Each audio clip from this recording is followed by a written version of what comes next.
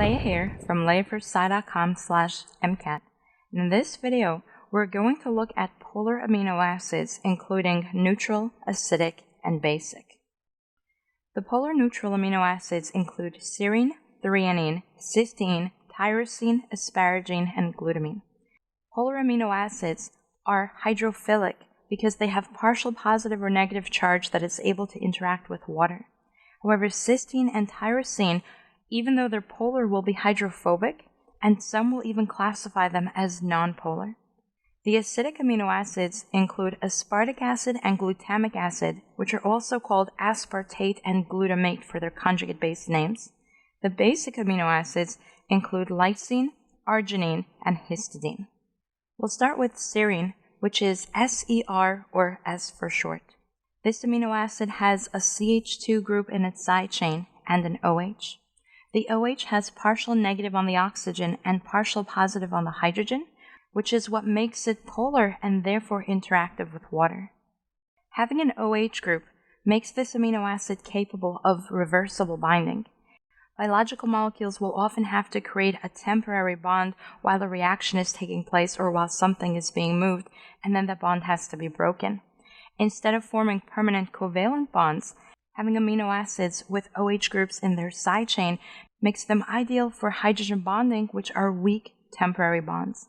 Another important role of OH groups on a side chain is the ability to phosphorylate. If a protein or an enzyme has to be phosphorylated, you need to create a bond to that protein or enzyme, and that happens when you have an OH group. You can remove the hydrogen and create a bond between oxygen and the phosphate group.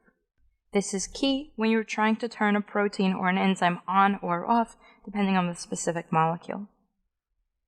Threonine, which is THR or T, has 3 groups on its side chain. It looks like a valine, which was an isopropyl, but instead of having 2 methyl groups coming off of that CH, we have 1 methyl and 1 alcohol. Just like serine, which had an OH, this amino acid is ideal for temporary reversible binding and phosphorylation on a protein or an enzyme. Threonine is bulky close to the parent chain, which means it's not an ideal amino acid to have on the inside of tight turns like an alpha helix. And one more interesting fact about threonine is that this is one of the unique amino acids that has chirality in its side chain. Every amino acid except for glycine has a chiral alpha carbon, but threonine also has a chiral carbon in its side chain. This carbon over here has an OH group, a methyl, a hydrogen, and the entire backbone. Cysteine, which is cis or C, has a CH2 group bound to an SH. I think of cysteine as sounding like cis with an S, and that reminds me of the SH group. This is a tricky molecule, and some people will classify this as polar, some nonpolar, some will classify it as hydrophilic, and some hydrophobic. First thing you want to do is figure out what your professor wants, and second is to understand why the opinions differ so that you can make sense of this group. Polarity comes from having a covalent bond with enough of a difference in electronegativity so that the electrons aren't shared equally between the 2 atoms. Sulfur has an electronegativity of 2.58, and hydrogen has an electronegativity of just over 2. This means that the difference in electronegativity puts this bond on the border between polar covalent and nonpolar covalent.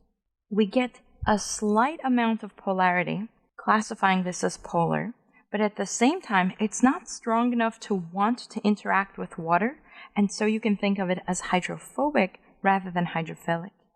Cysteine is not quite an acidic or basic amino acid, but under high enough conditions, we do have an ionizable group where the proton can be removed, giving us an S-, and that negative S group will most definitely be hydrophilic because charges interact very favorably with water. Cysteine is one of 2 amino acids that has sulfur in its R group. The rest will have a mix of carbon, hydrogen, oxygen, or nitrogen. The other amino acid is methionine, which we saw in the last video. What makes cysteine such an important amino acid is the ability to oxidize the SH group on two different cysteines and form a covalent bond between them. This covalent bond is called a disulfide bridge and is the only covalent bond you'll see in the tertiary and quaternary structure of polypeptide chains. This helps stabilize the overall three-dimensional structure of proteins and enzymes. Here we have two cysteine amino acids. If we oxidize the side chain by removing the hydrogen atoms and form a covalent bond between the two sulfur atoms, we get what's called cysteine. Two cysteines will give me cysteine, which is the name for the two covalently bound amino acids. Notice that the E is missing from that bridged molecule. Tyrosine, which is TYR or T, is one of the larger amino acids. I remember tyrosine as TYR because it looks like it's got a tire stuck in the middle of that side chain. Notice that tyrosine looks like we started with an alanine, added on a benzene ring making it phenylalanine, but then added an OH group at the very end. So it's a CH2 with a benzene ring and an OH, making this an aromatic amino acid. As with serine and threonine, the fact that we have an OH means that tyrosine can participate in reversible temporary bonding and phosphorylation of a molecule. Tyrosine is an interesting amino acid because it has an OH group, which is definitely polar, but that OH is such a tiny component of the overall molecule. It's competing with a large aromatic ring, so even though the tip of this side chain is polar, the overall molecule is still hydrophobic because OH is not big enough to make up for the rest of this side chain. The next two amino acids are very similar in structure, so let's look at them together. We have asparagine, which is ASN or N, and glutamine, which is GLN or Q. Notice that each of these amino acids has a carbon chain.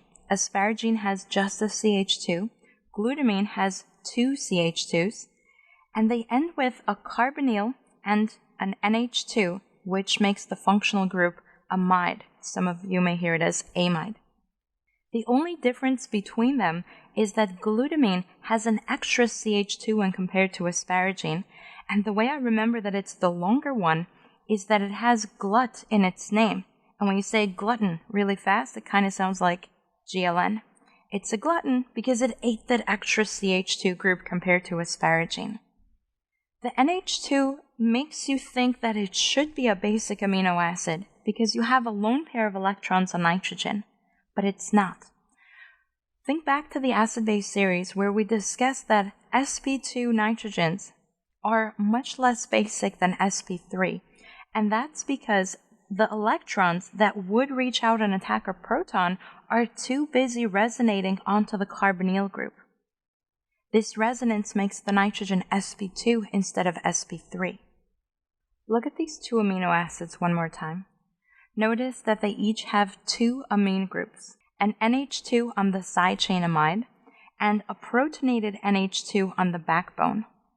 These amino acids, having those two NH2 groups, can act as nitrogen storage for living molecules and play a key role in the synthesis of nitrogen-containing compounds.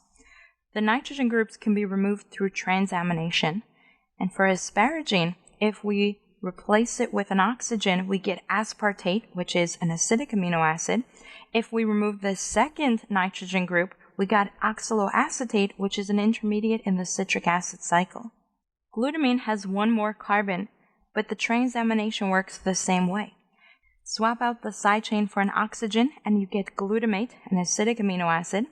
Remove the nitrogen in the backbone, and you get alpha-ketoglutarate, which is another intermediate in the citric acid cycle. You'll see these reactions in more detail when you study amino acid metabolism. There are two acidic amino acids, aspartic acid and glutamic acid. When we look at the Zwitterion tutorial, you'll see that at physiological pH, carboxylic acids are in their conjugate-base deprotonated form. That means we have to show these amino acids as carboxylates with a negative oxygen in their side chain. The conjugate base of aspartic acid is aspartate, and the conjugate of glutamic acid is glutamate. Aspartic acid is ASP or D. Now, D doesn't seem to make sense, so I think of it as aspartic acid, and that gives me the D. And since glutamic acid is one CH2 group longer than aspartic acid, I think of one letter after D, which is E. So aspartic acid is ASP or D, and glutamic acid is GLU or E. Notice that the side chains look exactly like the side chains for asparagine and glutamine, except that the amide was swapped out for a carboxylic acid, or as we see here, a carboxylate. And don't forget, these are intermediates in that transamination series we saw earlier. Asparagine, aspartic acid, oxaloacetate, glutamine, glutamic acid, alpha-ketoglutarate. Acidic amino acids are typically found on the outside of proteins and enzymes because they're happy to face that hydrophilic watery environment. They also play a key role in tertiary and quaternary structure, forming ionic bonds between the negative side chain here and a positive ion elsewhere, for example, protonated basic amino acids. These ionic bonds are called salt bridges and help stabilize the overall three-dimensional structure of a protein. There are 3 basic amino acids. We'll start with lysine, which is LYS or K. Notice that we have 4 carbons in the side chain, so that's CH2, CH2, all the way down. And NH2, which is protonated at physiological pH to give us NH3+. This is the conjugate acid of the basic side chain. Since the letter L is already taken for leucine, we have to say, okay, L is taken, okay, we'll take the letter K for lysine. Just like the acidic amino acids, basic amino acids are found in salt bridges and external to the protein so they can interact with the hydrophilic aqueous biological environment. Arginine is a complicated basic amino acid, and when I get frustrated I say ARG or just R for short. So arginine is ARG or R. The side chain has 3 different nitrogens, each of which have a lone pair of electrons. So the question to ask yourself is which of these nitrogens will be the basic one that gets protonated? It's easy to think let's rule out the sp2 because we said sp2 are less basic than sp3. But don't forget, a nitrogen that can resonate is actually sp2 hybridized. That means this one right here can resonate, making it sp2. And this one right here can also resonate, making it sp2. The only nitrogen that can't resonate is the one that already has the double bond. That means its electrons are not distracted by resonance, and that makes it the most basic nitrogen on this molecule, and therefore the nitrogen that gets protonated. At physiological pH, we'll take away that lone pair, give it a second nitrogen with a positive charge. This amino acid participates in salt bridge ionic interactions and can be found external to the protein to interact with an aqueous environment. The last amino acid we'll look at is histidine, HIS or H. Histidine side chain has a CH2 group and then a heterocyclic aromatic ring. If you're not comfortable with this concept, see the aromatic tutorial below. We have 3 carbons and 2 nitrogens in this ring, and resonance between the carbon and nitrogen atoms. To figure out which is the basic nitrogen, ask yourself which nitrogen is busy participating in resonance, and even more importantly, aromatic resonance, and which one doesn't need its electrons so that they're available to attack a proton. In the aromaticity tutorial, I show you that if the lone pair is needed for nitrogen to participate in resonance, it's aromatic. The upper nitrogen cannot participate in resonance unless it donates its own electrons. That means they're busy. The lower nitrogen already participates in resonance through a pi bond. That means the lone pair is not needed and can be used to attack a proton to give me the conjugate base of histidine. I don't recommend memorizing pKa values for most of the amino acids, but I do recommend knowing the histidine side chain pKa. This nitrogen atom has a pKa of approximately 6. This is very important because it's just 1 pH unit away from physiological pH. And that means that histidine is easily protonated and deprotonated in biological molecules, which makes it ideal in active sites of proteins or enzymes, because when it's protonated or deprotonated, it'll interact differently with the other side chains, potentially changing the conformation of the protein. Remember, structure equals function. Change the charge, change the structure, you just change the function.